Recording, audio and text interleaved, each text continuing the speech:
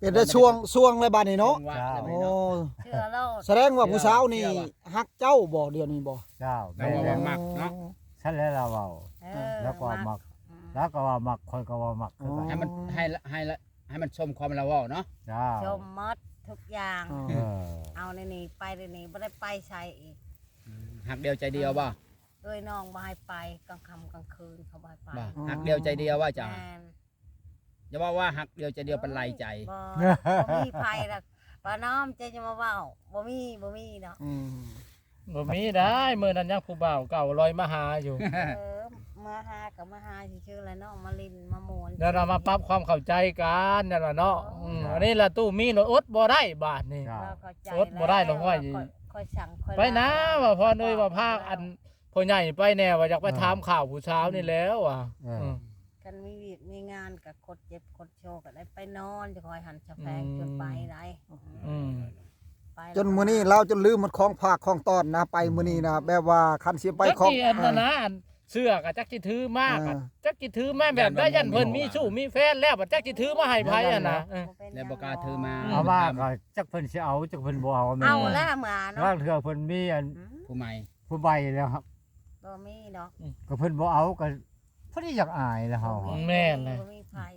คือ ก็ ไป บ่ นะ มีแล้วบ่มีแล้ว มันจะเว้าแน่นี่ก็หม้อใกล้สิได้นุ่งแล้วละเสื้อนี่ มาหา หม้อแล้วหม้อแล้ว หาแล้ว ได้ทั้งเสื้อได้ทั้งแป้งกามา เออ ขี่ไปโลดบัดนี้ อืม แป้งกาม่าเจ้าก็สิได้เออ โอ้คันมีผู้ไปสิโนใครเนาะ แล้วสิถามแถมฮอดอันหยังก็ รักษามก็มี ถามเบิ่งแถวบ้านเจ้าบ่มีบ่ เออ แต่ถ้าแถวห้านเวียด บ่มี ห้าน หรอก หยังบ่มีบ่กาม่านี่นะ มันบ่มีดอกบ้านเนาะอันบ้านไกลแต่เมืองเนาะ ตามบ้านนอกบ่จักมีหรอกคันบ่แม่นสิโน เขาบ่ขายหรอก กับรักษา อย่าไปเว้าบ้านนอกแล้วก็เจ้าให้ได้ แป้งกามามันเป็นเหลี่ยมบ่กระปังมัน ไอ้นากาก ลมและเหลี่ยม สีทองอันนี้อันเปียสีทองอันนี้โคมมา เป็นปองเล็กบ่ กระปังมันเหล็กหรือว่ากามา เนาะเขาบ่เคยใช้ ได้ แป้ เล็ ง ก เก่า ได้ปอง ถามขับ เป็นแป้งรุ่นเก่าได้ ปอ แป้ ง ง ยาง สี่เหลี่ยม อืม เป็นสี่เหลี่ยม เพราะว่าแป้งกามาเนี่ยสี่ เอ เหลี่ยม อ อืม สี่เหลี่ยม มันจะคือกับอันแป้งเย็นกางูนี่บ่ จะมากว่าแป้งมันติดใจหอม อืมมากตอน คันเราชื่อให้แล้วเอาหรือบ่ เอาแล้วเนาะ เดี๋ยวบ่ได้ชื่อให้แล้วบ่เอาซะ เคยบอกเอาชื่อมาแล้ว อ๋อ มืดก็มืดเขาแล้ว บ่ เนาะ แม่โต 4โมง สิเว้าได้อันให้ตู้ให้เพิ่นเอาเชือกมาให้จักเพิ่นบ่เทื่อหน้าเนี่ยได้เพิ่นคิดไปอันอุกอ่างโอ้ยเพราะว่าได้เห็นคลิปอีกว่าผู้บ่าวมาหาจังซั่นจังซี่ยันว่าเห็นคลิปอีกหั้นนะ เจ้า พัดบ่อยากเอามาให้เลยเฮ็ดได้จะให้เชื่อให้เพิ่นเชื่อใจนะเว้าเบิ่งดูเว้านำเพิ่นดูให้เพิ่น เอา เชื่อ มาแล้ว เออ เป็นหยัง คันชื่อแล้วก็เอามาโลดติเอามาฝากโลด ซื้อ ว่า เลยมาแล้ว เสียดาย อ้าว บ่ เดี๋ยวว่าเอามาผัดเอามาให้ผัดโอ้ยเพราะว่าเอาได้หับเสื้อแล้วผัดมือหน้าเพราะว่าโอ้ค่อยยังอันนะกับตู้พายคือเก่าได้เฮ้ยเพราะว่า ดอกก็ เออ เป็นหยัง อันนั้นแหละตู้มีเราจับออกจับเข่าสิเอามาบ่หรือบ่เอามานะเราตัดสินใจบ่เอามานะมาถามเบิ่งก่อน โอ้ เป็นหยังหับตอนได้ ถามหน่อยจะบ่ปฏิเสธบ่ จะบ่ปฏิวิเศษบ่ บ่ อืม บ่ตัดดก เอาดีบ่ติ เอาอีหลี อืมเห็นอะไรครับ งามบ่งามก็เอาได้ชื่อให้แล้วเนาะพ่อใหญ่ เออ น้องไปโลดเลี้ยงงัวเลี้ยงควาย เขามีชื่อแล้วมาให้เรา อืมว่าก ระถูกไปชื่อได้จ้ะ ของว่าจะก็เสือดำเราก็ชื่อเสือดำให้เนาะ แม่นแนวมัน เรียบ ค่อยกับคลองอยู่สีดำเนี่ยครับบ่เห็นมาจัก โอ้ เถื่อ สีดำถือว่าสุดยอดเลยเนาะ มาหาดาก่อน คันสีดำนี่ผู้อื่นชื่อก็บ่ได้ได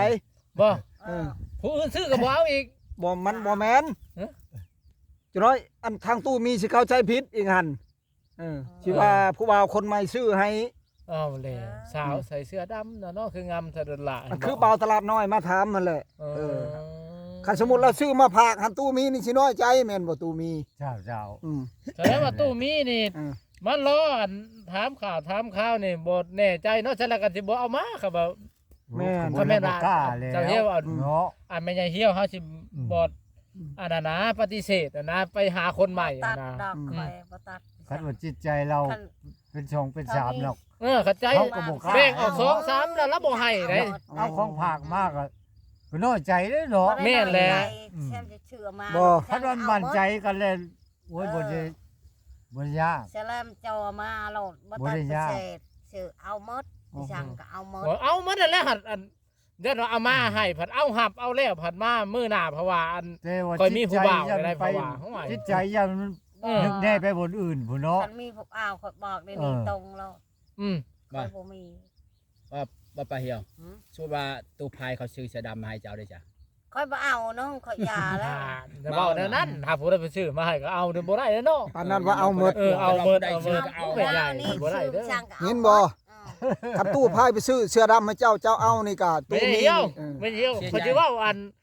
สั้นๆนะเจ้าที่เจ้าเว้าอันนั้นบอกอันนั้นหักพอตู้มีดูบางเทื่อเราดีเราใจเราดีเราเอามาให้ผู้อื่นนี่ก็มีแล้วเสือดำเจ้าได้ไว้เราได้ก็จะบอกหักเราน่ะเนาะเฮ็ดให้เราใจขึ้น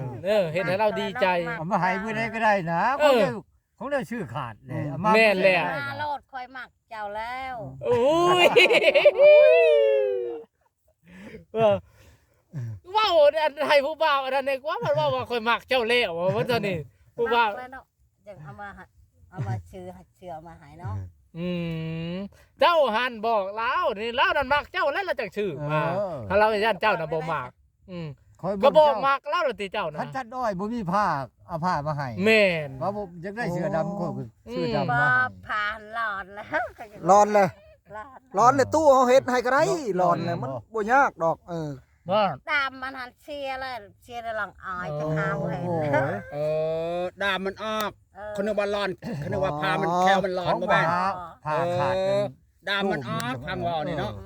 มือใหม่ตู้มีเฮามาเฮ็ดให้ได้โอ้ย ก็ได้ สำนั้น ว่าอัน ของ ไม่ เฮ็ด ใช่เหี่ยว ของเฮ็ดบ่พอชั่วโมงนะ บอกหักตู้เพิ่นดูหาเพิ่นให้เพิ่นดีใจหน่อยกว่า ว่า ใช่กับ ฮักค่ะ หัก หัก เว้าใหม่ได้ดูเว้าใหม่เอ้า1 2 3บอก เฮาแต่งงานกันในลีเดอร์สิว่าอยู่จะอย่าตัวค่อยเด้อว่าสินะ เจ้าสิตัว จะ คน กล้า เด้อ ว่า เขาได้เรา เจ้าห้า เจ้านั่นบอกแล้วอันนี้เล่าหันสิไว้เด้บ่ใหญ่อันนั้นเล่ากัด ตัวเคยแต่งงานกับคอยลีเดอร์ ดีอันผู้สาวก็คืนค่ะคืนเนี่ย พญายก็ อยา ว่าก อันนี้เด้อคนเด้ ให้มันจริงเด้อเขาบอก มัน เจ้า จริงเด้อความเมานะ โดยจริงแต่ หันมั่นใจได้บ่เป็นชีวิตนี่เว้ยหันบ่ได้เด้ ตู้ฮะ เป็นอย่าง อันสิไปเที่ยวทาง2เส้นบ่เป็นเอาแล้ว ไปเที่ยว ย่างทางได้ทางนั้นเลยเนาะ แม่น ชื่อก็คอยหันบ่ได้คดทางตัวใด อ๋อ คดทางเดียวหั่นแหละคนคือคอยนะคนคือเจ้าเราไปจักบ่ต้องน้อยใจดอกไป อ๋ออันสมมุติว่าบาดนี้เนาะสมมุติว่าตู้คันว่าตู้พายอันเด้ยันเราให้ตู้มีสิบ่เป็นหยังบ่ ตัวใบรุ่นเลยไปหาผู้สาว เลย เออ เป็นหยังเฮาบ่ได้มักแล้วบ่เป็นหยังกันก็เจ้ามักเขาบ่จักคอยบ่ได้มักแล้วเรามักก็อย่าแล้วเรื่องของเราแล้วอยากมาก็มาคอยว่า แต่จิตใจจะมักแต่ตัวมีผู้เดียวเนาะ แม่น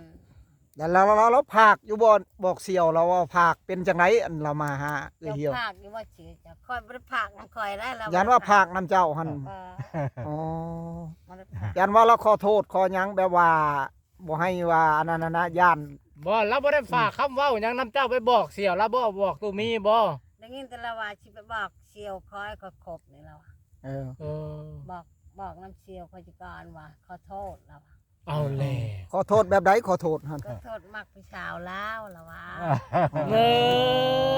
อ ให้ขอโทษมากผู้ชาวลาว เอ้า ตู้ เท่า พา นั้น ย เท่าพายแล้วเนาะ เออ แล้วว่า เรียกผู้ชาวตัวพายว่ะก่อน ผู้สาวตูพายค่ะตูมีมักแล้วคอยสิมักขอโทษแล้วว่า ปกติก็ตู้มีไปแล้วสิขอโทษ ก็หน้าที่คอย เออ ขอโทษลาว พอสิไปให้อันผู้มาก่อนขอโทษ ไม่ ไม่ ต้ ต้ อ อง ง หลั ห ง ลัง คอยไปแล้วขอโทษแล้วขอโทษเรา ตัวมีมาน้ำลังเด้ ตู้มีพี่ครับว่าวันนี้ความผิดว่าตู้มีพี่เป็นคนผิด เออ นะ เรื่องของกระเจ้าวัน แม่ นี้ น เนาะ แม่น ตัวพายไปเราได้พิษได้เราไปก่อนเด้ ครับไปซื้อหลักเรื่องของกระเจ้าว่าเอง อ๋อ จนเจ้ากับตัวมีจนตัวพายหันจนคุยกันเรียบร้อยว่าจะหาเงินจะมาขอ แม่ แม่นบ่าสุดท้ายเจ้าไปมีผู้ใหม่ เจ้า ก็ต้องตัวมีแต่ต้องขอโทษ นั่นแหละมัน จังเถิก ขอโทษโลด เออ เราหันว่าคอยเช่นผู้บ่าวจะคอยคิดบอกว่าบอกภาคเด้อเขาว่าบ่รับแล้วมันจะเว่าตัวมันจะเองเขาว่าสินะก็เรื่องของพระเจ้าบัดนี้คอยบ่เกี่ยวคิดโทษ แล้วตู้พายเลยบ่ได้ให้ยังบ่ตู้มีนี่บ่เสี่ยวเพิ่นบ่ บ่จังแล้วยังบ่ได้คบกันหายบ่หาย จากวันเราเจ็บใจอยู่บ่ เราบ่หายเราคอยบ่ได้มักเรา อ๋อ โอ้ย แสดงว่าอยู่แสดงว่าอยู่นํเจ้าเป็นผู้ตัดสิน แม่ อ๋อ ตัดสิ เรา น สิเว้าได้ว่าคอยว่าบ่มักแล้วนะเราสิ โฮอยู่ไปเหี่ยวโฮอยู่ว่าเจ้าตัดสินหั่นตอนนั้นเจ้าตกลงกับเราคักอลี ตกลงเราบ่ได้เป็นหยังเนาะเราบ่ได้มักเราบ่ได้เป็นมักขอเขาก็บ่เอาเราแล้วเนาะ เราจนว่าตั้งใจไปหาเงินหอบหันหอบนี่ อืม พาดอัตตะปือ โอ้ยฮอดใช้กับเราอ่ะบ่มีเงินเนาะ อ้าวเจ้าโฮว่าเงินในกระเป๋ามันบ่ได้ห้องคือกบคือเขียด เอาบ่ได้ห้องเราอ่ะบ่มีพอเก็บได้สิจก เอาเราว่าบ่มีแต่จริงบางทีเรามีเลยเราจะหามันบ่พอเด้เงินหาบ่พอแล้วก็บ่มาขอเนาะ แท้เงินเรามันบ่แม่นมันสิคันคือไก่ผูเนาะ คันก็ค่อยบ่เอาเนาะบัดนี้มันเฮิงแล้ว มันไกลเวลาแล้วเนาะบ่คันก็ยาแล้ว ตู้มีนี่บ่ได้พบเลยบ่ตู้พายบ่ บ่ โอ้ยังบ่ได้พบเพิ่นจัก ไป เทื่อ ก่อนนี่ก็ถามลูกเราว่า โดย ไปตัดอ้อย อ๋อ อันนั้นไปอันปลูกอ้อย อ๋อมาแต่ปลูกอ้อยแล้วได้ฮักในยินข่าวว่าลงใต้แล้วได้เดียวนี้ได้ สิไปก็ไปใหม่ ไปปากเซ่แล้วบัด ไป นี้ หาเงินอยู่ยังบ่ยอมและ เอาไปก็พร ตล อั อด นนี้แม่ไปเฮ็ดให้ลูกสาวเรา อ๋อ ทำอะไร ถาม ครับ บอก โอ้ ไปปลูกอ้อย เอาตัวเมไปหาผู้สาวเพิ่นเขาว่าเจ้าเนี่ยเขาว่าไล่ใจเขาว่าปลาเหี่ยวเนี่ย ก็ อ่า เบี้ยนหันเบี้ยนนี่ บ่ได้ไล่ใจกับไผเนาะอยู่เฉยๆเด้ในหันทอดแต่เพรียวนี่คันเพราะว่ามีหันมาหาก็ปากน้ำเราบ่ได้มาหา อ๋อ คัน ฮะ ผู้อื่นมาก็จีบผู้อื่น ก็ถือว่าเป็นอะไรตู้ทางจิตใจมื้อเนี่ยตู้มีหัน สบายดี โล่งใจเลยบ่บัดนี้ เออ โต้ เอาเลยเด้อหมกตัวหันอยากได้ โต้ เนาะ ถือว่ามื้อนี้ถือว่านอนรับแล้วมื้อนี้เนาะ รับแล้ว อ๋อ ปันกันเลยเด้อบ่ โอ้ย พง สัญญาณบ่ได้บ่จุค่อยมีอยู่บางถั่ว ถือว่า ว่าเดือนกว่า ยินบ่ตู้มี พงเลยค่ะ ตู้มี บ่เฉพาะบ่มีมีแต่ให้ผู้นี้แล้วบ่มีจุค่อยมีอยู่ ตู้มี ปัน ตู้ แล้วลาผู้สาวมื้อได้คำเลยได้คันว่านั่นแหละถือว่าโล่งใจเลยบัดนี้มื้อได้บัดนี้ได้ ก่อนให้คุยกันคักก่อน โอ้ชัดได้ คำกับคำนะมื้อนี้หามา เพราะว่ามันคำแล้วตอนนี้ เอาอะไรเนาะ คำ เราอยากก็ขอให้ชุมเจ้าสมหวัง2คนเด้อตู้มีกับเอื้อเหี่ยว ให้มันสมความหวังให้มันสมความว่าเจ้าว่า มากอันนี้เราเห็นได้นะเอาไปตาก ให้ นะ มันชมความ ไปต้มชมแกง คือ ต้ม จะว่าแหล้ว ต้ม อ่าน นะ ตู้มีว่าให้ชมความ เอาไว้ เออยินบ่เอื้อเหี่ยว แม่ ตู้มีว่าให้ชมความเจ้าเว้าได้ ชม บ่แม่นว่าสิเว้าเลยลืมเว้ามื้อนี้แล้วมื้ออื่นลืมมัน ไหน ได้ ได้จะกลับคือมากระลอกเลยกลิ้งกลับหักฟ้ากลิ้งมาได้6ซองฮะ เนาะ เนาะ ให้เจ้าปัน มาให้กลับดูได้คือมากระลอกนี่เพราะว่าเรามั่นใจรถ แม่ ตัวมีเขามักแล้วตัวมีอัน100%แล้ว เรา พ สิ ยาน เมื่อแล้ว เจ้า ตอน มี นี้ แค่10%ฮะ อ่า เดี๋ยวเนี่ยเจ้าออกปากอย่างใดอย่างในตัวมีนะหาให้ได้เลย แม่ จะเชื่อบ่ ถือ ตอน ว่า นั้นแป้งกามาเนี่ยเขาไปต้องได้แน่ๆ ตอ เขา น ว่า นี้ก็ถือว่าปรับความเข้าใจกันแล้วทุกคนหลังจากตู้ ก็ พายได้มาฮะ กัน สาวเดียวก็ดี เจ้านั้นเราจะชวนเขาไปรักษา ถือว่าภาค จะ ติด บอก ตามคลิปหน้าถ้าติดตามคลิปหน้า ก็ต้องไปนะ ชวนว่าคลิปนี้ ขอจบซ้ำนี้ก่อนทุกคน ขอกราบคำว่าสบายดีสบายดี แหม่